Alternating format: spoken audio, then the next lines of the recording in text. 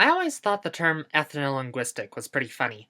I mean, the word ethnic refers to everything that makes a distinct cultural group of people a distinct cultural group of people, while the word linguistic refers specifically to language. So, ethno-linguistic always basically indicated to me that what people were really after was culture, but culture is fuzzy and difficult to define and is usually exactly the same thing as language, so they just use language to quantify things instead.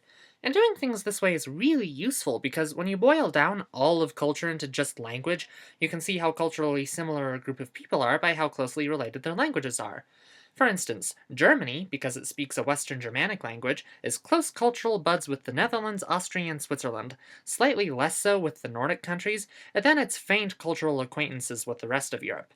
When I first learned that you could do this, I tried applying it to England, and it threw a big fat monkey wrench into the whole system. Why? Because England is weird! I tried to come up with a sweet, short, simple word that describes the ethno-linguistics of the English people, like East Slavic or Western Germanic, but I eventually decided that the quickest way to summarize their heritage was to say that they are Celtic, Roman, Western Germanic people ruled by French-speaking Vikings. Allow me to explain. At the beginning of the 1st century AD, the British Isles were populated entirely by three main Celtic groups, until about 40 AD when the Romans took over the part of it inhabited by the Brythonic people. They stayed there until the 400s, and while they were there, they formed this Roman-Celtic cultural mix, and this mix survived and stayed there even after the Roman Empire abandoned the British Isles. But over the next few hundred years, the Roman-Celtic people who were left slowly lost territory to a mix of various Western Germanic people, who history has decided to call Anglo-Saxons, even though that's not quite accurate. It's unclear how much they just wiped out the native population to make room, and how much they actually moved in and started interbreeding, but there was probably some of both. By the way, King Arthur, according to legend, was actually one of these Celtic-Brythonic mix people, and there are actually stories of him fighting the invading Anglo-Saxons. Anyway, the Anglo-Saxons had taken over all of what is today considered England at the beginning of the 10th century, so we have four regions at this point in the British Islands, each of which have their own ethno-linguistic background.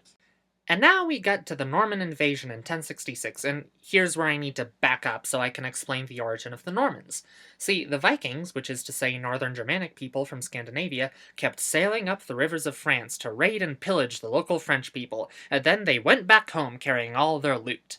Except, some of them stayed behind and adopted the local culture, and after a while of this, the French were just like, you know what, you've wiped out most of the people living here, and you've mostly moved in yourself, so why don't you just take the whole piece of land? We don't want to have to fend you off anymore, and the Vikings were like, sweet! So they founded the country of Normandy in northern France.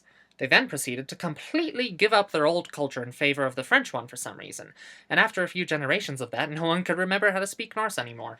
But like a child who got bored of his old toy, the Normans decided that they needed somewhere new to invade, so they invaded England in 1066 and conquered the Anglo-Saxons. This is the beginning of England as we know it, as the mingling between Norman French culture and Anglo-Saxon culture basically created modern English culture. All of the English monarchs most of you have probably heard of are actually descended from the Norman conquerors, all the way up to Queen Elizabeth II. So this is why the English people kind of annoy me. They're mixes of people who are mixes of people who are mixes of people, and they don't fit into any of the nice ethno-linguistic groups that I've divided Europe into. They should learn from us Americans, whose ethno-linguistic background is nice and pure and simple.